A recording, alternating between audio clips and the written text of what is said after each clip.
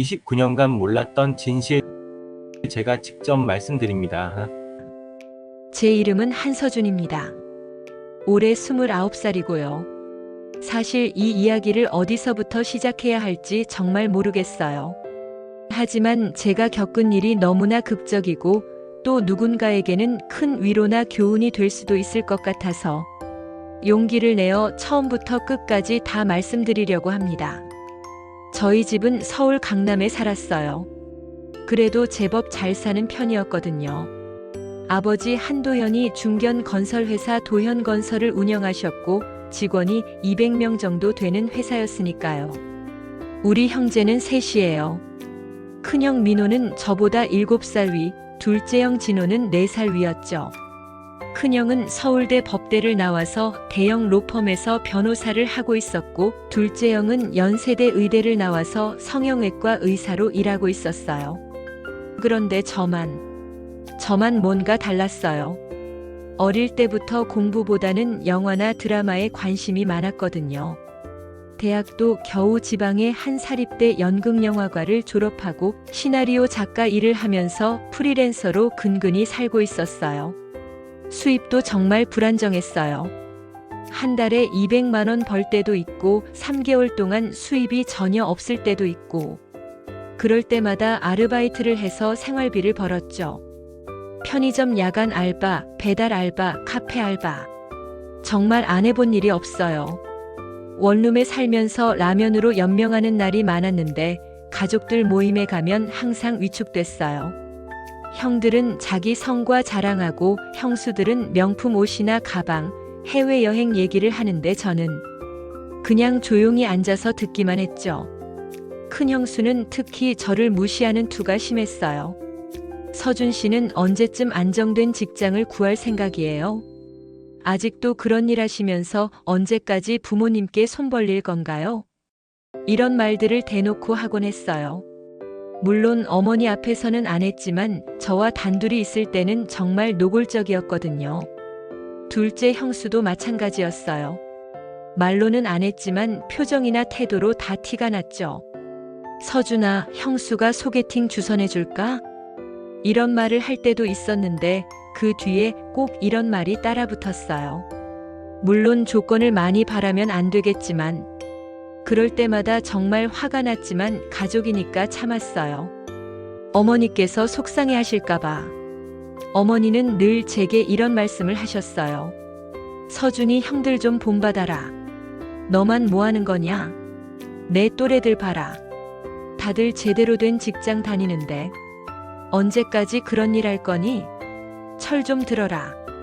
그런 말씀을 들을 때마다 정말 가슴이 찢어지는 것 같았어요. 저도 나름대로 열심히 살고 있는데 전혀 인정을 못 받으니까요. 어머니의 생일이나 결혼 기념일 같은 날에는 더 힘들었어요. 형들은 비싼 선물을 사드리는데 저는 정말 최선을 다해서 10만 원짜리 꽃다발 하나 사드리는 게 전부였거든요. 그럴 때 어머니 표정을 보면 실망하시는 게 너무 티가 났어요.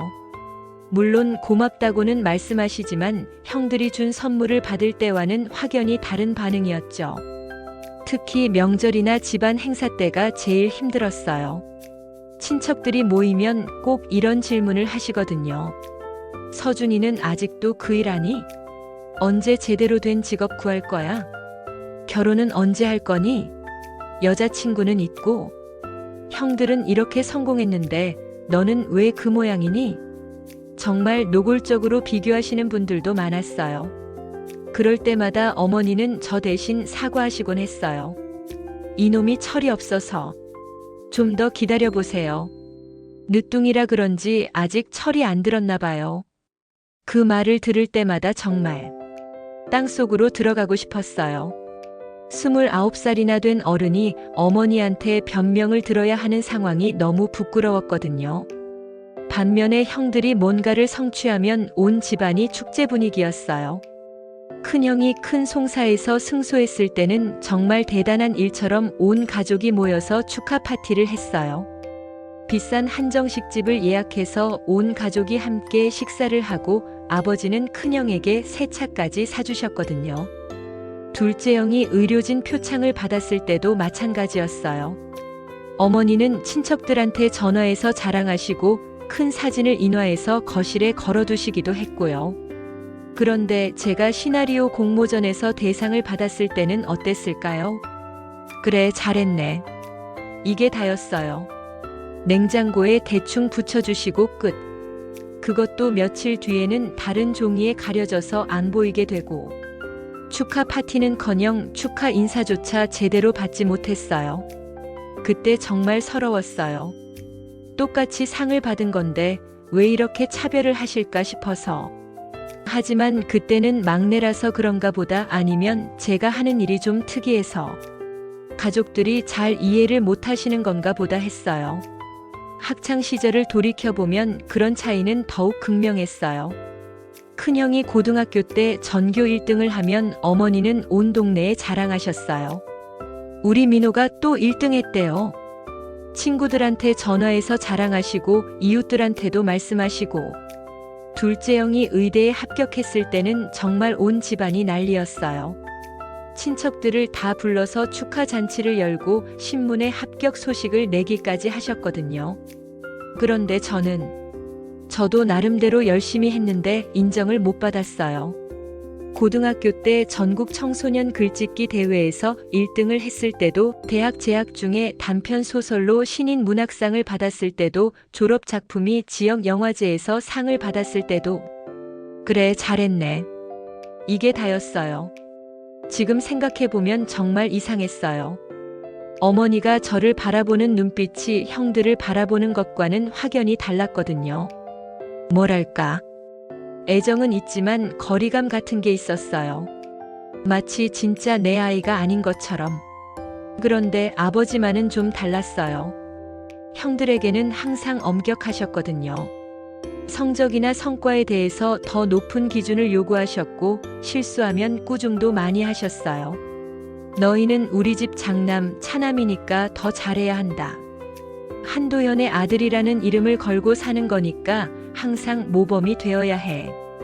이런 말씀을 자주 하셨죠. 그런데 저한테는 그런 압박을 주지 않으셨어요. 오히려 격려를 더 많이 해주셨고, 제가 하는 일에 대해서도 관심을 보여주셨어요. 서준이는 서준이만의 길이 있을 거야. 창작이라는 게 쉬운 일이 아닌데 포기하지 말고 끝까지 해봐.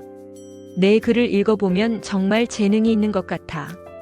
계속 노력하면 분명 인정받을 날이 올 거야. 이런 말씀들을 해주셨어요.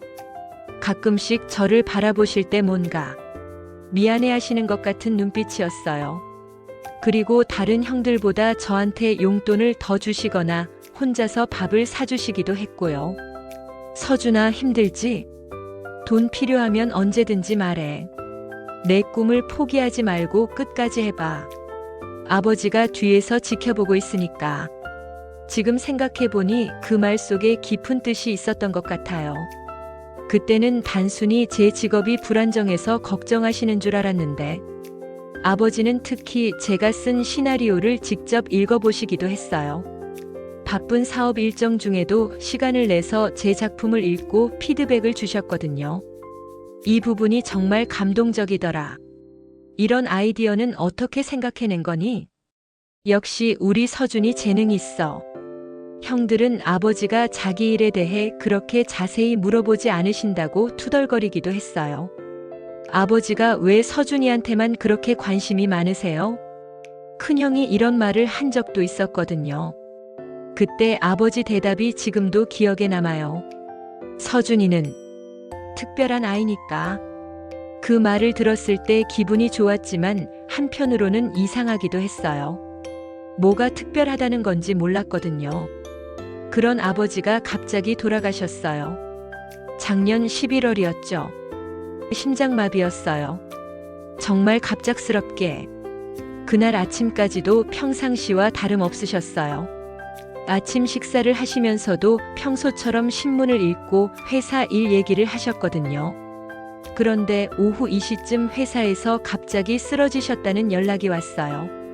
급하게 병원으로 달려갔지만 이미 너무 늦었어요. 의사 선생님은 즉사에 가깝다고 하시더라고요. 그 순간 정말 하늘이 무너지는 것 같았어요. 아버지는 제게 유일한 이해자였거든요. 가족 중에서 저를 진정으로 지지해 주시는 분이었는데, 장례식장에서 3일을 지내면서 정말 많은 사람들이 찾아왔어요. 회사 직원들은 물론이고 협력업체 사람들, 심지어 아버지와 일했던 현장 작업자들까지도 찾아와서 조문을 해주었어요. 아버지가 얼마나 많은 사람들에게 도움을 주셨는지 그때 알았어요. 사장님이 저희 가족을 얼마나 도와주셨는지 모릅니다. 아이 병원비가 없어서 고민할 때 선뜻 도와주셨어요. 정말 좋은 분이셨어요. 일을 하면서도 항상 직원들 복지를 먼저 생각하셨거든요. 사장님 덕분에 우리 가족이 이렇게 살 수 있었습니다. 명복을 빕니다. 이런 말씀들을 들으면서 아버지에 대한 그리움과 자부심이 더 커졌어요. 그런데 한편으로는 걱정도 됐어요. 아버지가 돌아가시면 제가 더 설 자리가 없어질 것 같았거든요. 그동안 아버지가 저를 감싸주셨는데 이제는 정말 혼자가 된 것 같았어요. 장례를 치르고 나서 일주일 뒤 변호사 사무소에서 유산 분배 얘기가 나왔어요. 사실 저는 별로 기대하지 않았어요. 어차피 형들이 다 가져갈 거고 저는 조금이라도 받으면 다행이라고 생각했거든요. 그런데 유언장을 열어보니 정말 기가 막혔어요. 큰형 민호에게는 강남역 근처에 있는 상업용 빌딩 하나, 시세가 한 200억 정도 되는 건물이었어요. 둘째 형 진호에게는 분당에 있는 요양병원 하나와 아파트 3채. 이것도 100억은 좋게 되는 재산이었고요. 그리고 제게는 인천 외곽에 있는 버려진 공장 하나. 변호사가 설명하길 그 공장은 아버지가 20년 전에 사업 초기에 사용하던 곳인데 지금은 사용하지 않는다고 했어요. 시세는 글쎄요, 많이 노후화되어서 2-3억 정도. 변호사도 애매하게 말했어요. 그 순간 정말 마음이 무너지더라고요. 200억, 100억을 받은 형들과 비교해서 저는 겨우 3억짜리 폐공장 하나. 29년을 살면서 가족한테 완전히 버려졌다는 걸 그때 실감했어요. 형들은 서로 얼마나 받았는지 계산하면서 좋아하고 있었어요. 형, 우리 운 좋았네. 아버지가 부동산을 정말 잘 사놓으셨어. 그러게. 이 정도면 평생 걱정 없겠어. 서준이도 공장이라도 받았으니 다행이야. 마지막 말은 저를 위로하려는 거였겠지만 오히려 더 서러웠어요. 형수들도 웃음이 끊이지 않았어요. 여보, 이제 좀 여유롭게 살 수 있겠네. 아이들 교육비 걱정도 없고. 저는 그냥 초라했어요. 그 자리에서 빨리 나가고 싶었어요. 집에 돌아와서 혼자 있으니 더 우울해졌어요. 아버지가 저를 그렇게 생각하고 계셨구나 싶어서. 그날 밤에 편의점에서 소주를 사와서 혼자 마셨어요. 원룸에 앉아서 소주잔을 기울이면서 정말 많이 울었어요. 아버지도 결국 저를 그 정도로만 생각하셨구나. 29년간 느꼈던 차별이 착각이 아니었구나. 정말 저는 이 가족에서 필요 없는 존재였구나. 이런 생각들이 머릿속을 맴돌았어요. 며칠 동안은 정말 무기력했어요. 시나리오 쓰는 일도 손에 안 잡히고 밥도 제대로 못 먹고 친구들이 연락해도 받기 싫었어요.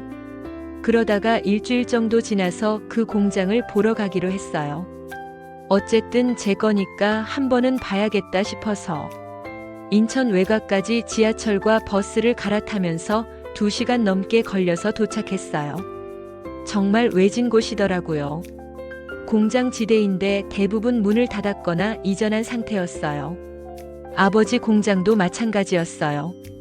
정말 말이 공장이지 완전히 폐허더라고요. 외벽은 녹슬고 페인트가 벗겨져서 흉물스러웠고 유리창은 깨진 곳도 많았어요. 잡초가 무성하게 자라있고 쓰레기도 여기저기 버려져 있었고요. 이게 제 유산이라고. 정말 한숨만 나왔어요. 그런데 이상하게도 관리인 할아버지가 계시더라고요. 70대쯤 되어 보이시는 분이었는데 아직도 그 공장을 관리하고 계셨어요. 어떻게 오신 분이신가요? 아, 저는 한도현 사장의 막내 아들 서준입니다. 아, 서준 도련님. 할아버지가 정말 반가워하시더라고요. 사장님이 돌아가셨다는 소식을 듣고 얼마나 슬펐는지 몰라요. 정말 좋은 분이셨는데. 할아버지 성함은 박만식이셨어요. 아버지가 이 공장을 운영할 때부터 일하셨다가 공장을 이전한 뒤에도 계속 관리를 맡고 계셨던 분이세요. 사장님이 자주 오셔서 혼자 뭔가 하시더라고요. 특히 저 구석 창고 쪽을 자주 들여다보셨어요. 창고요? 네, 저쪽 구석에 있는 작은 창고 말이에요. 한 달에 한 번씩은 꼭 오셔서 거기서 시간을 보내셨어요. 그 말을 듣고 호기심이 생겼어요. 아버지가 왜 그런 곳에 자주 오셨을까? 할아버지와 함께 공장 안을 둘러봤어요. 정말 오랫동안 사용하지 않아서 먼지투성이었고 거미줄도 많이 쳐져 있었어요. 할아버지가 가리킨 창고는 공장 맨 구석에 있는 작은 공간이었어요. 다른 곳보다는 좀 깨끗했어요. 아무래도 아버지가 자주 오셔서 그런 것 같았고요. 그런데 그 창고 안을 자세히 보니까 정말 오래된 금고가 하나 있더라고요. 완전히 녹슬어서 거의 고철 덩어리 같았는데 아직 단단해 보였어요. 이 금고는 뭔가요? 글쎄요, 예전부터 있던 건데. 사장님이 가끔 열어보시더라고요. 더 이상한 건 그 금고에 작은 종이가 붙어 있었다는 거예요. 서준아. 제 이름이 아버지 글씨체로 써져 있었어요. 순간 심장이 빨라졌어요. 뭔가 알 수 없는 예감이랄까. 할아버지, 이 금고 열 수 있나요? 비밀번호를 알면 열 수 있을 텐데. 사장님만 아시거든요. 비밀번호. 뭘까요? 여러 가지를 시도해 봤어요. 아버지 생일, 어머니 생일, 회사 설립일. 하지만 다 틀렸어요. 그러다가 문득 제 생일을 입력해 봤어요. 1994년 3월 15일. 찰칵. 금고가 열렸어요. 손이 떨리더라고요. 뭔가 알 수 없는 두려움이랄까. 그래도 억지로 열어봤어요. 그 안에는 제가 상상도 못한 게 들어 있었어요. 먼저 눈에 띈 건 현금 다발들이었어요. 10,000원짜리로 묶여있는 것들이 가득했어요. 대충 세어봐도 몇 천만 원은 되어 보였어요. 그리고 여러 가지 서류들. 부동산 등기부등본, 예금 통장, 주식 관련 서류들. 하지만 가장 눈에 띈 건 봉투 하나였어요. 서준에게라고 아버지 글씨로 쓰여 있었거든요. 편지였어요. 편지를 열어보는데 손이 너무 떨려서 글자가 잘 안 보였어요. 그런데 첫 줄을 읽자마자 정말 충격이었어요. 착한 서준아, 이 편지를 읽고 있다는 것은 아버지가 이미 세상을 떠났다는 뜻이겠구나. 먼저 미안하다는 말을 하고 싶다. 그리고 넌 내 친아들이 아니다. 순간 숨이 막혔어요. 뭔 소리인지 이해가 안 가더라고요. 계속 읽어봤어요. 너는 내 누나, 그러니까 내 고모인 한설이와 고모부 이정호의 아들이다. 내가 태어나고 6개월 뒤에 두 분 모두 교통사고로 세상을 떠나셨어. 그때 나는 25살이었고 막 사업을 시작하려던 참이었지. 그 순간 29년간 느꼈던 모든 차별, 모든 이상한 시선들이 한 번에 설명됐어요. 어머니가 왜 저한테만 차가웠는지, 형들이 왜 저를 좀 다르게 봤는지, 친척들이 왜 그런 시선으로 바라봤는지. 모든 게 이해됐어요. 편지를 계속 읽었어요. 내 고모부 정호 형이 남긴 돈이 5억 원 정도 있었어. 그 돈으로 내가 사업을 시작했다. 지금 형들이 상속받은 모든 재산의 미천이 된 돈이지. 사실 그 돈은 원래 내가 받아야 할 몫이었어. 정말 놀라웠어요. 고모부가 남기신 돈으로 아버지가 사업을 시작하셨다니. 하지만 나는 내가 커서 진실을 알게 되면 상처받을까봐 평생 숨기고 살았다. 내 어머니. 그러니까 고모 부인에게도 내가 진짜 내 아들인 것처럼 대해달라고 부탁했어. 하지만 사람 마음이라는 게 그렇게 쉽게 되지는 않더구나. 그래서 어머니가 그랬던 거였어요. 진짜 자식이 아니니까 마음으로 받아들이기 어려우셨던 거죠. 미안하다, 서준아. 내가 어릴 때부터 느꼈을 서러움과 외로움을 생각하면 정말 가슴이 아파. 하지만 나는 너를 진짜 아들처럼 사랑했어. 아니, 어쩌면 다른 형들보다 더 사랑했을지도 모르겠다. 그 말을 읽으니 눈물이 나더라고요. 내가 받을 유산을 따로 모아뒀어. 이 금고 안에 있는 서류들을 보면 알겠지만 형들이 받은 것보다 훨씬 많아. 내 고모와 고모부가 남긴 돈으로 번 재산이니까 당연히 내 몫이야. 그래서 서류들을 하나씩 살펴봤어요. 강남 일대의 땅 3군데, 제주도 리조트 부지, 여의도 오피스텔 5채, 그리고 여러 주식과 펀드. 계산해보니 총 500억은 좋게 되는 재산이었어요. 형들이 받은 것의 2배가 넘었죠. 그런데 그 순간 저는 돈보다 다른 게 더 충격적이었어요. 29년간 제가 느꼈던 소외감, 차별감. 그게 다 이유가 있었던 거예요. 편지 마지막 부분을 읽었어요. 서준아, 내가 이 사실을 알게 되면 가족들을 원망할 수도 있을 거야. 하지만 가족을 미워하지는 마라.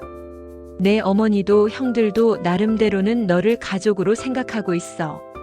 다만 표현이 서툴렀을 뿐이야. 그리고 내 고모와 고모부를 기억해줘. 2분이 없었다면 지금의 우리 가족도 없었을 거야. 언젠가 기회가 되면 2분의 이름으로 좋은 일을 해줬으면 좋겠다. 마지막으로 넌 정말 훌륭한 아이야. 내 글을 읽을 때마다 정말 자랑스러웠어. 계속 내 꿈을 포기하지 마라. 아버지가 하늘에서 지켜볼 테니까. 편지를 다 읽고 정말 많이 울었어요. 아버지가 평생 얼마나 고민하셨을지, 얼마나 미안해하셨을지 생각하니까. 동시에 고모와 고모부에 대한 그리움도 밀려왔어요. 만나본 적도 없는 분들이지만 제 진짜 부모님이셨으니까. 할아버지가 궁금해하시더라고요. 도련님 괜찮으세요? 얼굴이 많이 안 좋아 보이는데. 아, 네. 괜찮습니다. 그런데 할아버지, 제 고모와 고모부 얘기 들어보신 적 있으세요? 아, 설의 양 말씀이세요? 물론이죠. 사장님의 누님이셨는데 정말 착하고 예쁜 분이셨어요. 할아버지가 그때 일을 자세히 말씀해 주셨어요. 고모 설이는 아버지보다 3살 위였다고 해요. 어려서부터 공부도 잘하고 성격도 좋아서 동네에서 유명했다고 하시더라고요. 고모부 정호는 대학 동창이었는데 졸업하자마자 결혼해서 정말 금슬이 좋았다고 해요. 2분이 서준 도련님을 얼마나 예뻐했는지 몰라요. 매일 오셔서 재롱 부리는 걸 보며 웃으시고. 그런데 정말 안타깝게도 6개월 뒤에 교통사고로. 할아버지도 그때 얘기를 하시면서 눈물을 보이시더라고요. 사장님이 얼마나 충격받으셨는지. 한동안 말도 제대로 못하시고. 그때 아버지 나이가 겨우 25살이었다고 해요. 갑자기 조카를 맡아 키워야 하는 상황이 된 거죠. 그런데도 사장님이 정말 잘 키우셨어요. 친아들처럼 사랑하시면서. 할아버지 말씀을 들으니 아버지가 얼마나 힘드셨을지 감이 왔어요. 금고에서 나온 서류들을 다시 자세히 살펴봤어요. 부동산 서류들을 보니 대부분 제 이름으로 되어 있었어요. 언제 명의를 바꿔놓으신 건지. 그리고 예금 통장도 있었는데 잔고가 50억이 넘었어요. 주식도 있었어요. 삼성전자, LG화학, 현대차. 대부분 우량주들이었는데 지금 시세로 계산하면 100억은 넘을 것 같았어요. 정말 어마어마한 재산이었어요. 형들이 받은 걸 다 합쳐도 이것보다 적을 정도였죠. 그런데 이상한 건 그 많은 돈을 보면서도 기쁘지가 않았어요. 오히려 더 복잡해졌어요. 29년간 느꼈던 서러움과 외로움이 단번에 해소되지는 않더라고요. 그날 밤 집에 돌아와서 정말 많은 생각을 했어요. 이 사실을 가족들한테 말해야 할까? 아니면 그냥 혼자 가지고 살아야 할까? 만약에 말한다면 어떤 반응이 올까? 형들은 뭐라고 할까? 어머니는? 며칠 동안 정말 고민했어요. 그런데 분노도 올라오더라고요. 왜 진작 말씀 안 해주셨을까? 왜 저만 그렇게 외롭게 살아야 했을까? 어머니도 진실을 알고 계셨다면서 왜 그렇게 차갑게 대하셨을까? 형들도 혹시 눈치채지 못했을까? 이런 생각들이 머릿속을 맴돌면서 잠도 제대로 못 잤어요. 그런데 운명의 장난인지 얼마 뒤에 형들에게 문제가 생기기 시작했어요. 먼저 큰형부터였어요. 큰형수가 지인 소개로 투자를 했는데 그게 사기였던 거예요. 30억을 투자했는데 한 푼도 못 건졌다고 하더라고요. 그런데 그 30억이 큰형 법무법인의 운영자금이었던 거예요. 고객들 돈을 잠시 맡아둔 건데 그걸 무단으로 투자에 썼던 거죠. 결국 법무법인이 문을 닫게 됐어요. 큰형은 변호사 자격 정지까지 당했고요. 하루아침에 잘 나가던 변호사에서 백수가 된 거죠. 둘째 형도 마찬가지였어요. 분당에 있는 성형외과 병원을 확장하려고 대출을 받았는데 코로나 때문에 환자가 급격히 줄어든 거예요. 게다가 의료사고까지 터져서 거액의 배상금을 물어줘야 하는 상황이 됐다고 하더라고요. 결국 병원도 문을 닫고 아파트도 다 팔아야 하는 상황이 됐어요. 그렇게 잘 나가던 형들이 하루아침에 정말 처참하게 무너지더라고요. 처음에는 제가 있는 단톡방에서 서로 위로하는 메시지를 주고받았어요. 형 힘내. 다시 일어설 수 있을 거야. 우리 서로 도우면서 이겨내자. 이런 식으로요. 하지만 시간이 지날수록 상황은 더 심각해졌어요.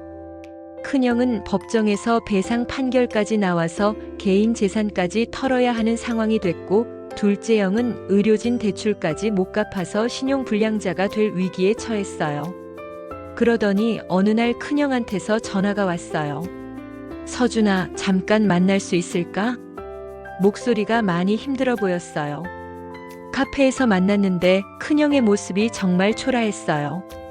평소에 항상 깔끔하게 정장을 입고 다니던 분인데 그날은 후줄근한 트레이닝복을 입고 왔더라고요. 서준아, 아버지가 혹시 너한테 뭔가 더 남겨준 게 없니? 더? 공장 말고 다른 건? 현금이라든지 다른 부동산이라든지. 큰형이 조심스럽게 물어보더라고요. 왜요? 사실은 우리 정말 힘들어. 당장 생활비도 없는 상황이야. 그 말을 들으니 복잡한 기분이었어요. 29년간 저를 무시하고 깔보던 사람이 이제 와서 도움을 청하는 거잖아요. 진호도 마찬가지야. 집도 팔았는데 빚 갚기에도 부족해서. 혹시, 정말 혹시라도 아버지가 다른 걸 숨겨놓지 않았을까 싶어서. 큰형의 모습을 보니 정말 절박해 보였어요. 글쎄요. 저도 잘 모르겠어요. 거짓말을 했어요. 사실 금고 얘기를 하려다가 입을 다물었거든요. 며칠 뒤에는 둘째 형도 찾아왔어요. 서준아, 우리 진짜 도와줄 수 없을까? 형이 어떻게 도와드려요? 저도 별로 가진 게. 아니야, 내가 받은 그 공장. 혹시 팔면 얼마 정도 나올까? 글쎄요. 3억? 많아봐야 5억? 그래도 없는 것보다는 나을 것 같은데. 혹시 우리가 좀 도움받을 수 있을까? 둘째 형도 정말 간절해 보였어요. 그때 솔직히 속 시원한 마음도 있었어요. 이제 제가 위에 있구나. 29년간 저를 무시하던 분들이 이제 도움을 청하는구나. 하지만 동시에 아버지의 말씀이 계속 떠올랐어요. 가족을 미워하지 마라. 며칠 더 지나자 어머니한테서도 연락이 왔어요. 서준아, 엄마 좀 보러 와. 어머니 댁에 갔더니 정말 많이 늙어 계시더라고요. 아버지가 돌아가시고 형들까지 이런 상황이 되니까 충격이 크셨나 봐요. 서준아. 어머니가 저를 보시더니 갑자기 눈물을 흘리시더라고요. 엄마가 너한테 미안했다. 29년 만에 처음 들어보는 어머니의 진심 어린 사과였어요. 내가 어렸을 때부터 다른 아이들과는 다르게 대했던 것 같아. 왜요? 제가 뭘 잘못했나요? 아니야. 내가 잘못한 게 아니야. 엄마 마음이 좁았던 거야. 어머니가 흐느끼시면서 말씀하시더라고요. 사실은 내가 다른 아이라는 걸 알고 있었어. 역시 어머니도 알고 계셨던 거였어요. 하지만 어떻게 대해야 할지 정말 몰랐어. 진짜 내 아이가 아니니까 마음으로 받아들이기가 어려웠던 거야. 그래도 내 아버지 부탁이니까 최대한 잘해주려고 했는데 역시 티가 났나 보구나. 어머니의 고백을 들으니 이해가 되면서도 서러웠어요. 엄마도 사람이니까 완벽하지 못했어. 정말 미안하다. 그 순간 저도 울컥했어요. 어머니도 나름대로 힘드셨구나 싶어서. 그런데 형들 얘기 들었어. 정말 힘든 상황이라더구나. 네. 정말 혹시 내 아버지가 다른 걸 남겨놓지 않았을까? 너한테만 말해준 게 있다거나. 어머니도 결국 그 얘기를 하시더라고요. 그때 정말 마음이 복잡했어요. 솔직히 말해드릴까 아니면 계속 숨길까? 진짜 고민 많이 했어요. 복수를 할까 아니면 손을 내밀까? 29년간 차별받으며 살아온 제가 이제 가장 큰 힘을 가진 상황이 된 거잖아요. 하지만 결국 저는 아버지의 뜻을 따르기로 했어요. 며칠 뒤에 형들과 어머니를 모두 불러서 만났어요. 말씀드릴 게 있어서 모셨습니다. 다들 무슨 말인지 궁금해 하더라고요. 사실은 아버지가 저한테 별도로 남겨주신 게 있어요. 뭐? 진짜? 형들이 놀라면서 물어봤어요. 그래서 처음부터 끝까지 다 털어놨어요. 폐공장에서 발견한 금고, 아버지가 남기신 편지, 제 출생의 비밀, 그리고 숨겨진 재산까지. 처음에는 다들 믿지 못하더라고요. 설마 그런 일이. 서준이가 고모의 아들이라고? 500억이나 되는 재산이 숨겨져 있었다고. 그럴 수밖에 없죠. 29년간 막내로만 알았던 제가 갑자기 이런 얘기를 하니까. 하지만 아버지 편지를 보여주고 서류들을 다 공개하니까 그제야 인정하시더라고요. 큰형이 서류를 보면서 중얼거렸어요. 이게 정말이네. 아버지가 이런 걸 숨겨놓으셨다니. 둘째 형도 마찬가지였어요. 그럼 우리가 받은 재산도 원래는? 네, 제 친부모님이 남긴 돈으로 아버지가 사업을 키우신 거예요. 그 말을 하니까 형들 표정이 복잡해지더라고요. 죄송한 마음과 고마운 마음이 섞인 것 같았어요. 어머니는 정말 많이 우셨어요. 서준아, 정말 미안하다. 정말 미안하다. 괜찮아요, 어머니. 아니야, 괜찮지 않아. 내가 어렸을 때부터 얼마나 서러웠을지. 엄마가 너무 못난 엄마였어. 어머니가 제 손을 잡고 계속 우시더라고요. 내 고모. 설이 언니가 정말 착한 사람이었어. 만약에 살아계셨다면 너를 정말 잘 키웠을 텐데. 그분들 얘기 좀 더 들려주세요. 그래서 어머니와 형들한테서 고모와 고모부 얘기를 더 자세히 들을 수 있었어요. 고모 설이는 어려서부터 정말 똑똑하고 착했다고 해요. 집안일도 잘 도와주고 아버지 공부도 봐주시고. 내 고모가 없었다면 내 아버지도 대학 못 갔을 거야. 어머니 말씀이었어요. 고모부 정호도 정말 좋은 분이셨다고 하더라고요. 대학 때 장학금으로 학비를 내면서도 아르바이트를 해서 용돈을 벌 정도로 성실한 사람이었다고. 두 분 다 정말 서로 사랑했어. 결혼하고 나서도 항상 다정했고. 그런데 너를 낳고 나서는 정말 행복해했어. 매일 와서 내 얘기만 했으니까.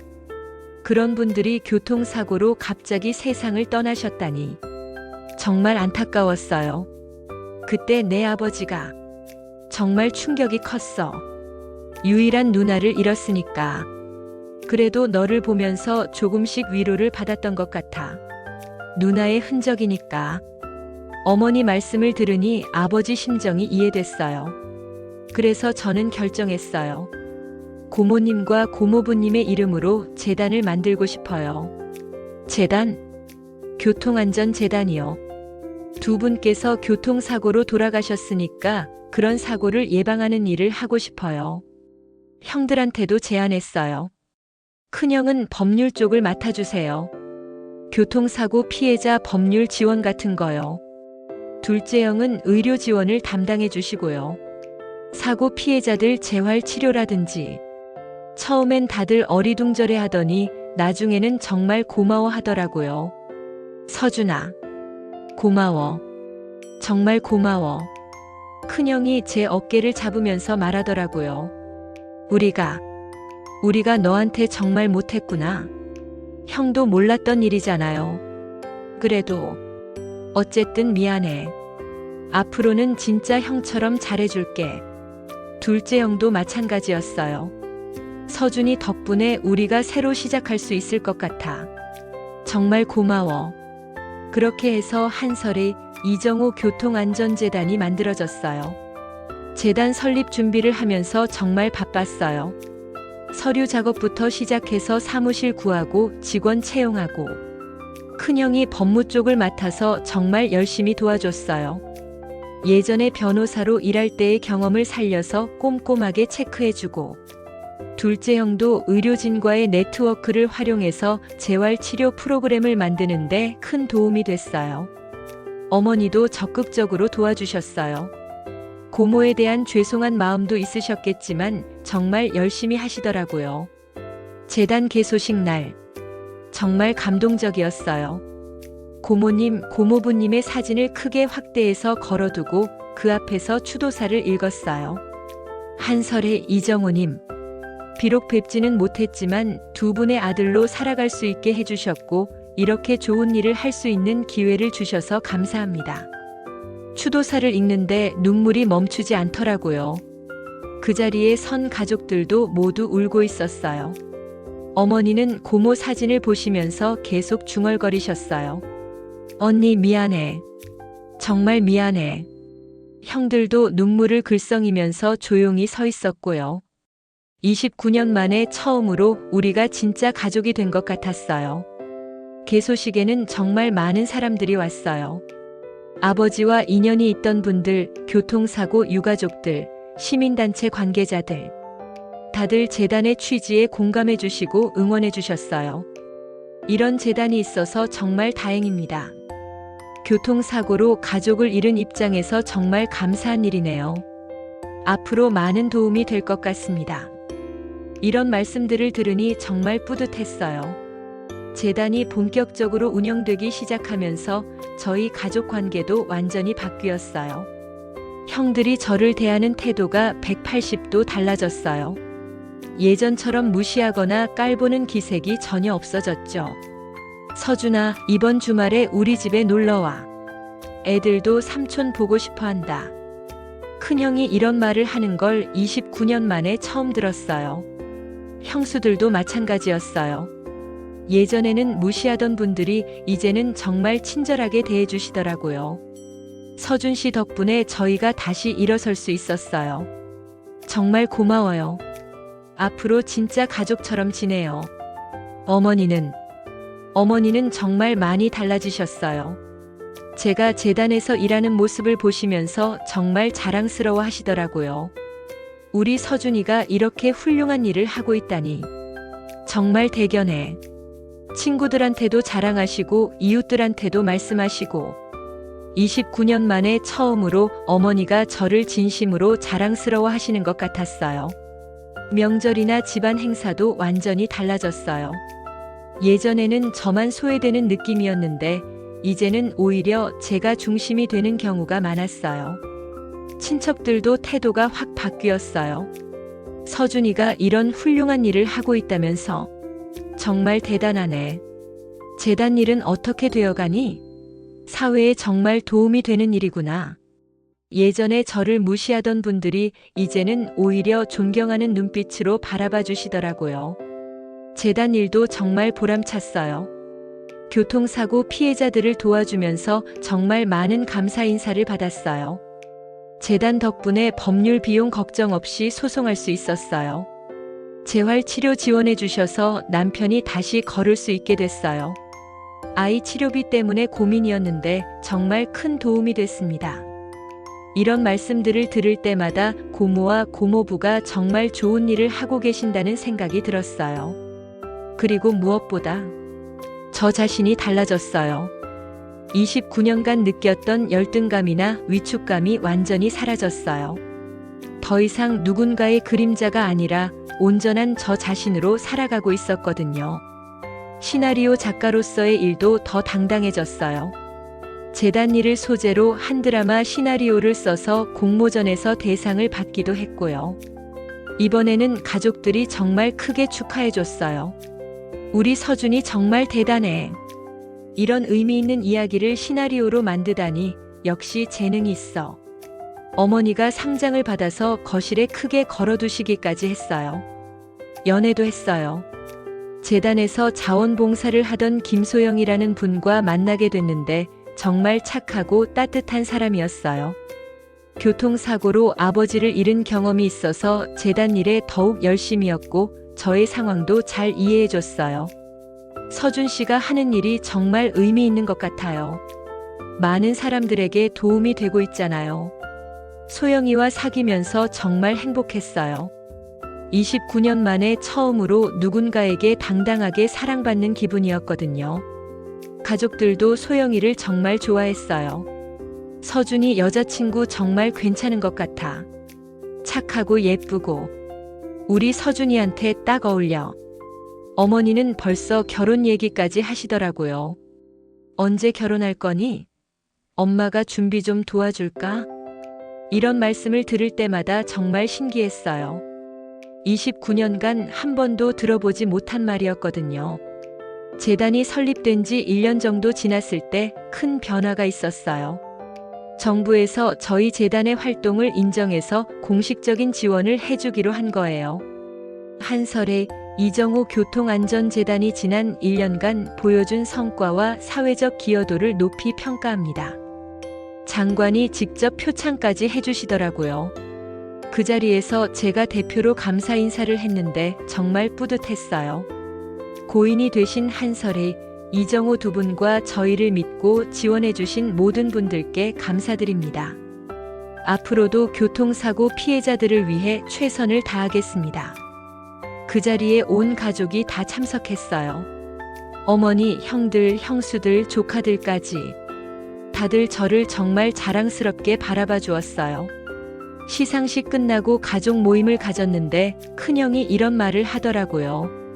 서준아, 형이 정말 부끄러워. 29년간 너를 제대로 봐주지 못해서. 이제 와서 이런 말 하는 것도 우스운 일이지만 정말 미안하고 고마워. 둘째 형도 마찬가지였어요. 내가 없었다면 우리 가족이 어떻게 됐을지. 정말 고마워, 서준아. 어머니는 그날 정말 많이 우셨어요. 서준아, 엄마가 정말 못난 엄마였어. 이런 훌륭한 아들을 두고도 제대로 알아보지 못하다니. 괜찮아요, 어머니.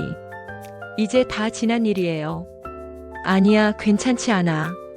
그래도 이제라도 내가 이렇게 잘해줘서 정말 고마워.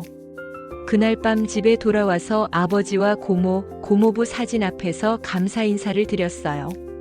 아버지, 고모님, 고모부님, 정말 감사합니다. 이런 기회를 주셔서.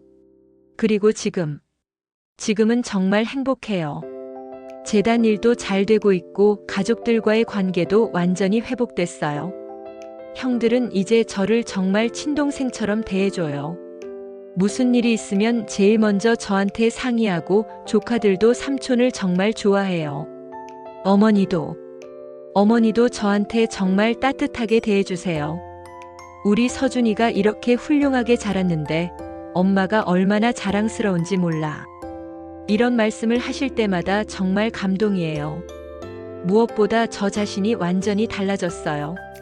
더 이상 누군가의 그림자가 아니라 온전한 한서준으로 살아가고 있어요. 당당하고 자신감 있고 사랑받을 자격이 있는 사람으로요. 소영이와의 관계도 정말 좋아요. 곧 프러포즈할 계획이에요. 서준 씨와 함께라면 정말 행복할 것 같아요. 소영이가 이런 말을 해줄 때마다 정말 감사해요. 29년간 사랑받지 못한다고 생각했던 제가 이렇게 사랑받을 수 있다니. 아버지가 편지에서 말씀하셨던 게 정말 맞았어요. 진짜 가족은 피가 아니라 마음이더라고요. 혈연으로는 조카였지만 아버지는 저를 친아들보다 더 사랑해 주셨어요. 어머니도 처음에는 어색해 하셨지만 지금은 정말 친아들처럼 사랑해 주세요. 형들도 마찬가지고요. 29년간 흘렸던 모든 눈물이 결국 이 순간을 위한 거였던 것 같아요. 그 아픔과 상처가 있었기 때문에 지금의 감사함을 더 크게 느낄 수 있는 거겠죠. 재단 일을 하면서 만나는 사람들한테도 자주 말해요. 힘든 시간이 있어도 포기하지 마세요. 반드시 좋은 일이 생길 거예요. 가족이라는 건 혈연이 아니라 마음이에요. 진심으로 사랑하고 아껴주는 사람이 진짜 가족이에요. 지금도 가끔 아버지 생각이 나면 정말 고맙다고 말씀드려요. 끝까지 저를 포기하지 않으셨다고. 진짜 아들보다 더 아들처럼 사랑해 주셨다고. 그리고 고모님, 고모부님께도 감사 인사를 드려요. 비록 뵙지는 못했지만 저를 이 세상에 태어나게 해주셔서, 그리고 이렇게 좋은 일을 할 수 있는 기반을 마련해 주셔서, 이제는 저도 누군가에게 그런 사람이 되고 싶어요. 피 한 방울 섞이지 않았지만 진짜 가족보다 더 가족 같은 사람. 힘들어하는 사람들에게는 따뜻한 손길을, 절망하는 사람들에게는 희망을 주는 사람이요. 앞으로 소영이와 결혼해서 아이들을 낳으면 그 아이들한테도 이런 이야기를 들려줄 거예요. 진짜 사랑이 뭔지, 진짜 가족이 뭔지. 그리고 아무리 힘들어도 포기하지 말라고. 반드시 좋은 일이 생긴다고. 재단도 계속 키워나갈 예정이에요. 전국에 지부를 만들어서 더 많은 교통사고 피해자들을 도울 생각이고 해외에도 진출해서 국제적인 안전재단으로 만들고 싶어요. 형들과도 더욱 협력해서 큰형은 국제법률 지원 쪽을, 둘째 형은 해외 의료진과의 협력 쪽을 맡아달라고 부탁할 예정이에요. 가족 모두가 하나의 목표를 향해 나아가는 거죠. 고모님과 고모부님의 이름으로. 이것이 제가 29년간 살면서 깨달은 가장 소중한 진실입니다. 진짜 가족은 피가 아니라 마음으로 만들어지는 거라는 것. 아무리 힘들고 절망적인 상황이라도 반드시 희망은 있다는 것. 그리고 사랑받을 자격이 없다고 생각하는 사람은 없다는 것. 29년간 차별받고 소외당한다고 생각했던 제가 이렇게 많은 사랑을 받으며 살 수 있게 됐으니까요. 지금 이 이야기를 듣고 계시는 분들 중에도 혹시 저와 비슷한 상황에 계신 분들이 있을 수도 있을 것 같아요. 가족 안에서 소외받는다고 느끼시거나 사랑받지 못한다고 생각하시는 분들. 제 이야기가 그런 분들에게 조금이라도 위로가 되었으면 좋겠어요. 포기하지 마세요. 반드시 좋은 일이 생길 거예요. 그리고 기억하세요. 여러분도 충분히 사랑받을 자격이 있다는 것을. 진짜 가족은 혈연이 아니라 진심으로 여러분을 아껴주는 사람들이라는 것을. 이상으로 제 이야기를 마치겠습니다. 긴 이야기 들어주셔서 정말 감사합니다.